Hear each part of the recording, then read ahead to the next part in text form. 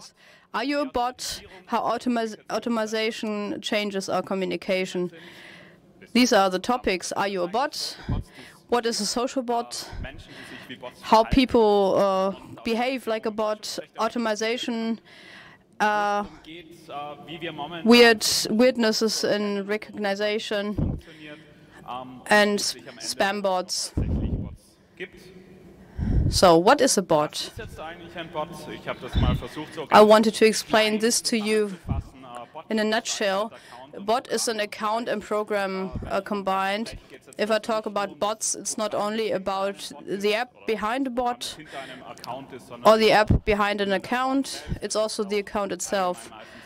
You usually combine this in the language. I looked at Twitter bots, automated communication, which just acts on itself without an author.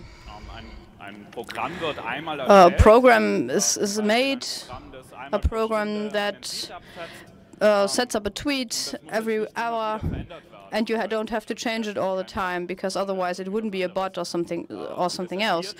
It acts on itself, it follows, it faves, it retweets, and it twitters or sends direct messages. So, why do I think there's no social bots? Well, at least not in the German area. So what is a social bot? It's an automated account that can't be told apart from real people. And social bots are like a black swan. I'm working for 1 year on social bots, and I wasn't able to find one. So to find all these social bots, I analyzed stuff like this, but it was just a byproduct. So how do these bots define what we think, how we act? And I've done a lot of Twitter analysis, and I wanted to see all these bots and to find them. I could just show this analysis. So this was just a bit ago. This is nicht ohne mein Kopftuch, not without my headband, where Islamic users communicated, not Muslims. They tried to put this hashtag into the trending topics. They actually made it. And I looked at the people who were active. There were a lot of tweets I had to look at. If you look at the Tatort, for example, there's 10,000 tweets. So this 140,000 tweets is a lot. I only showed the 72K tweets because these were available from the Twitter API. So I'm not really sure where the error is there. I found a few groups. These are accounts around AfD, and there's the liberals, which is not meant in a political way, but they had a liberal stand generally. They weren't against it. And in the bottom you can see trolls in their own little bubble who tweeted on this hashtag. And in the top, you can see there's about 20% of Islamic people, which might be wrong because they would have to be called Islamists, basically. And I thought, well, some of those would have to be automated. But it was just like that. There was a group who just decided to make new accounts for this and to Twitter on this hashtag. These are not bots. Those were real people and real accounts. They retweeted a lot, and they wrote tweets. It was just made up the high number. And they didn't actually try to fake something. Well, at least not officially. You never know what happens behind the scenes, but so on the upper right side, there's a hashtag if you want to tweet on my session. I will try to read everything and to answer questions. So this is another one. This is from a documentation from the ZDF. They asked themselves, what is German for me? Where you can see all the accounts from the AfD to catch this topic. There were also the trolls and some mainstream and leftist accounts who also tweeted on this. But even there, I didn't find bots. So something else, this Tammy Lindner, where they mocked around Lindner, the FDP boss. There were just 2,000 tweets. There were different groups.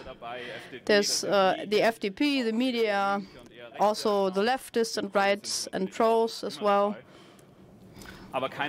But there were no bots. So there was a football game where we thought, well, football might be really interesting, and you can see all this on the Twitter. And even in the football game, I didn't find bots. So what haven't I found in my analysis was social bots. There were no accounts that tried to look like people, but they were actually automated. And there were no political bots who tried to take over the hashtag in an automated way. But it was not automated, so there was no bot. There are spam bots, of course, as most of you may have noticed. If you're using the RP18 hashtag, you may see that there are accounts out there posting stuff with trending hashtags. They're quite easy to recognize because they often just tweet out links, often in a different language. They just check what's on the trending topics right now, which topics are hot right now, which hashtags are viewed by many people, and they try to post their spam links in there without a political message or any effort to seem like people. There are fake accounts, of course, to deceive people, but which are run by people, by human users. For example, you may create another account to reinforce your own voice on an issue. There are, talk about this, single issues accounts as well, who don't have anything about their job on Twitter and nothing private there. They just react to the very same issue again and again. This is more prevalent in certain political directions than in others, where you would rather see people tweeting under their own name. There are also accounts that are partially automated. So what leads us to think that there are so many bots on people? If you spend some time on Twitter, you may see that there are a lot of accounts where you're not so sure if there's actually a human behind it or a bot. And it's also gone through the media that the notion that there are a lot of bots on Twitter. So if there's someone sliding into your mentions, you may often think that an account is run by a bot. For example, there are accounts just tweeting at certain companies, which will then be asked if they are actually a bot. And the term bot is used as a derogatory term right now. Like, you're not a real human being, you're just a bot, which just serves as a very simple explanation that spares you the effort of actually accepting that you're seeing the opinion of an actual human being here, because you can just avoid a discussion. You don't have to discuss with a bot while you might have to discuss issues with a real person. At least you're in another mindset there. Politicians will also see waves of new accounts following them in a very short span of time. And they're often so-called eggheads, accounts just with the default profile picture. Used to be eggs, now they're birds. And that often leads us to believe that they paid to get a lot of new followers, because those new accounts just don't have a profile. They don't have a bio, they don't have a real name in there. But there's a very simple explanation for that, because if you sign up for a new Twitter account right now, before you're even brought to fill in your profile, you can choose your interests. If you don't know how to just opt out of that via manipulating the URL, you'll receive recommendations for accounts. For example, this is a list from Germany based on your location. You don't even have to show a certain interest, and you receive a recommendation to follow Trump. I suppose that Trump is in those suggested accounts worldwide, and as you can see, they are chosen, they are activated by default. So if you just click continue, you will automatically follow Trump and those other suggested accounts. You'll be brought there before you're even able to fill in your profile. So if you're just trying to have a look at Twitter and see how it works, and if you're just clicking through, you'll accidentally follow persons with a newly created Twitter account. This isn't just an observation that I made. Others have seen this as well. Adrian Rauchfleisch, for example, for Switzerland, he investigated who are these accounts who receive automated followings, and he found that those are mostly people followed, mostly people suggested to new accounts. Other people may have, some of you may have realized that some accounts have an 8-digit number at the end of their account.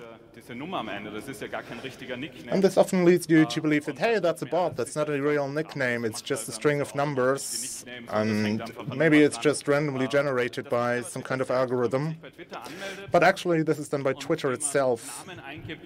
If you try to enter a username that's already taken, then Twitter recommends that you add an 8-digit number to the end of your chosen username.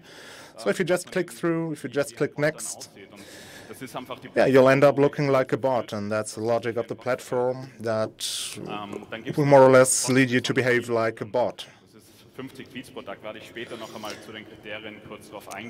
Another assumption is that bots tweet very much, but there are accounts that create 50 tweets or more in a day.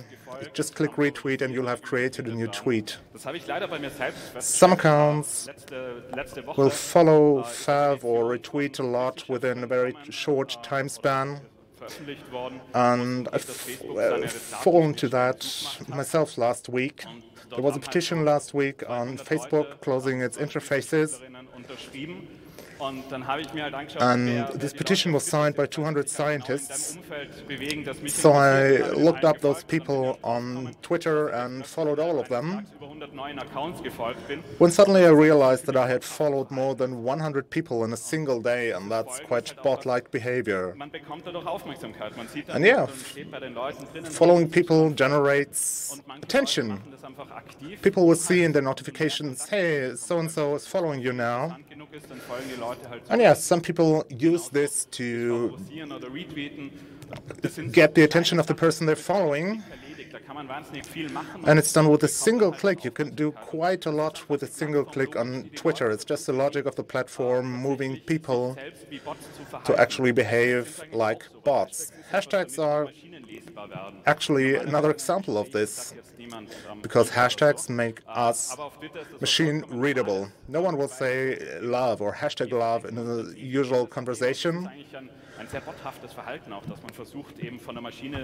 But if we do this on Twitter, we just tag our conversations like that and become searchable, optimize ourselves for search engines.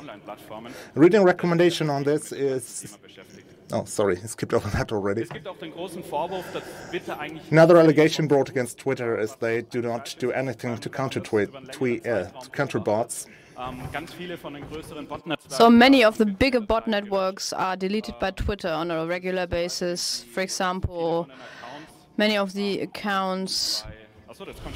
That comes later, but I will show a few bots later that were deleted.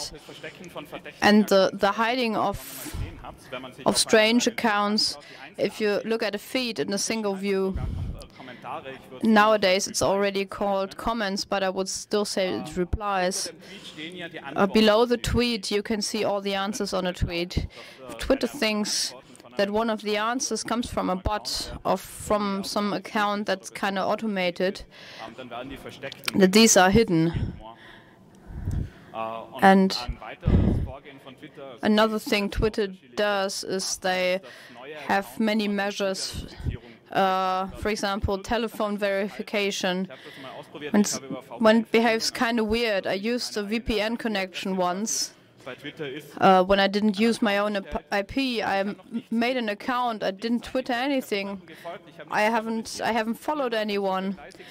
In around 30 seconds, I got this screen that my account had been locked, and you have to fill in a reCAPTCHA and a phone number that has to be verified with a code, and only then you can use the account again. There's no possibility to reactivate this account. It's really difficult if you have a mass of bots you want to create, because you need so many telephone numbers. You can use a telephone number for about 3 to 5 accounts. I haven't tried that myself, but it's getting more difficult if you need new SIM cards every time. So what can you do instead? I think bot is a really bad term for this. Well, yeah, this is a bot. We don't have to take care of this, but you can actually see this as in a different way. You could use the term cyborg. Oh, thank you. Sorry, I have to be quicker because we're only halfway through the sheets. There's, for example, tools like buffers where you automate stuff. You can actually call this bot where you prepare everything. So I can say that this tweet is supposed to be live at a certain point, so this is automated. I can upload Excel sheets of tweets that are automatically posted at a certain time. So I can post the stuff even if I'm not online. But generally I can use automation to have a scale of very automated to not at all automatic. So it's really annoying sometimes. I wouldn't follow those accounts, but this is not really a bad automation. That's also not a bot account. That's not an account that's completely self-sufficient. So lasering off is weglasern is an account that I would call something like a bot. It twitters on its own, and if you see all these tweets, the grammar might not work, and you might know what to look at if you want to see a bot. It's just single bots. It's just experiments that do it like this. So what's more important is that it's fraudulent. It might be a real account, but some stuff is automated. Which is quite popular is using profile pictures that are not yourself. You choose a picture that looks kind of normal, and if you use the Google inverse search, you can see that this is a stock photo. And I wouldn't say this is a bot, but this is an account used by a person normally. So this is an example from the election where the ZDF showed how bots work, or how to see whether they are a bot. So this is a troll account I had in my talk last year. So this is seen as a bot. It's not about automation, but it's about people being feeling fraud. I try to have some differentiation if it's a bot or not. But you have a scale of putting accounts in a different area from not automated to fully automated. This is not complete and not really perfect, but I would sort these in this way. There are no people involved right here. They are deceptive. They try to simulate a human being while they are not, and there are just very, very few of them which can be distinguished by its context. If you just see a single tweet, you may not think it's a social bot, but if you look at the connections they have, who they're following, you can find out quite easily. There's an automated recognition of these bots, which is quite prone to error right now. The Oxford Internet Institute, for example, uses a metric of publishing more than 50 tweets, or maybe 50 tweets on a single issue in a day, which generates a lot of false positives, especially on busy days, and which even may find accounts of politicians to be bots. The Indiana University Network Science Institute has developed the so-called botometer, which is a machine learning tool using more than 35 properties. For example, is there a profile photo? Isn't there one? But this only works on established bot behavior. Other things we can tap into here are selection of relevant properties, collection of training data, and the computer generates a model from that. So to break this down very basically, if you aren't using profile picture and using a lot of hashtags, you're a bot. If you're using a profile photo and not using hashtags, you may still be a bot. If you have a profile photo of your own and using 20 to 60% hashtags, you're not a bot. But the results of this depend very much on the data set used to train the algorithm.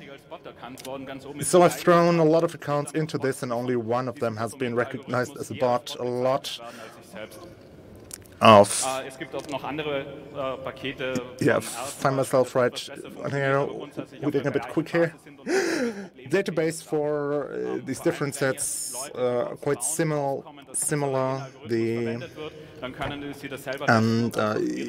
This can be reverse engineered, because if the developers of bots find that their accounts are found in their bot recognition systems, they may just adjust the code.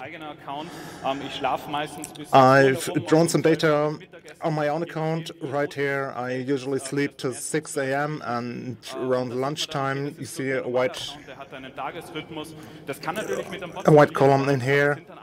Bots may simulate this kind of behavior, but there are a lot of different data points which can be used to determine that someone is a bot. For example, up here we have quite a scattered pattern of behavior around the day, without a sleeping rhythm in there.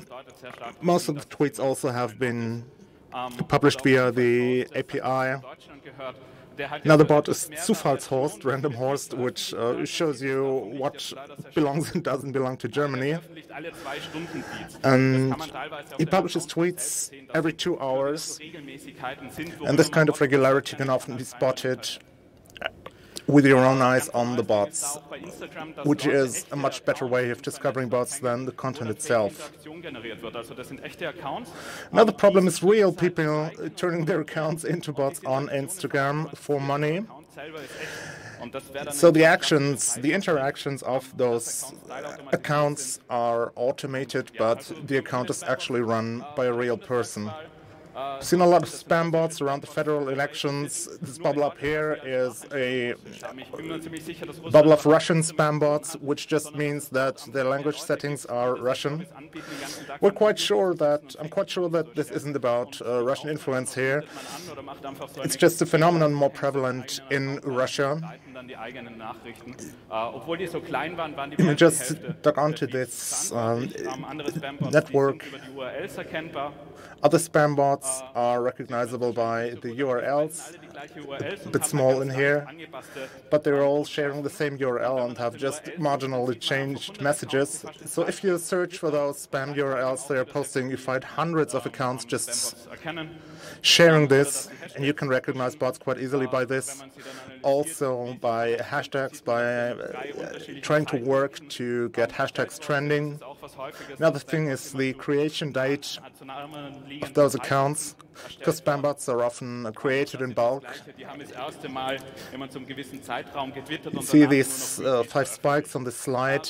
They have their first postings right here and only retweeted things after that. Michael Kras also has a talk on this, a bit more relaxed and not that quick.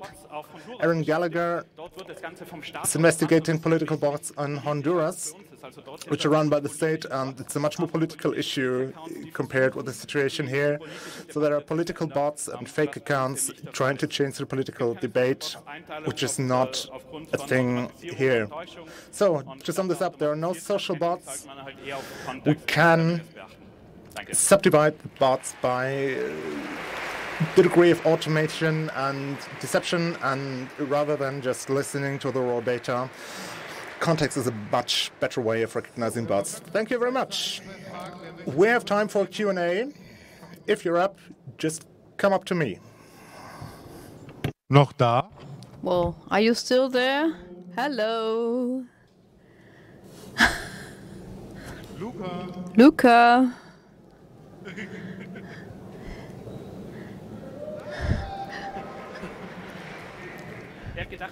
So you thought, I thought it was over already. Well, I thought you were a bot because I haven't seen you. In the beginning you said that you have made some analysis and you showed that you didn't really find a bot. If a social bot is good, is it able to see it as a social bot? I think you can see it using the context. When bots have new topics, it's really difficult to program. So who's following this bot and who follows this bot? And if this account writes over different topics, it's pretty unlikely that it's a social bot, but a perfect social bot wouldn't be recognizable.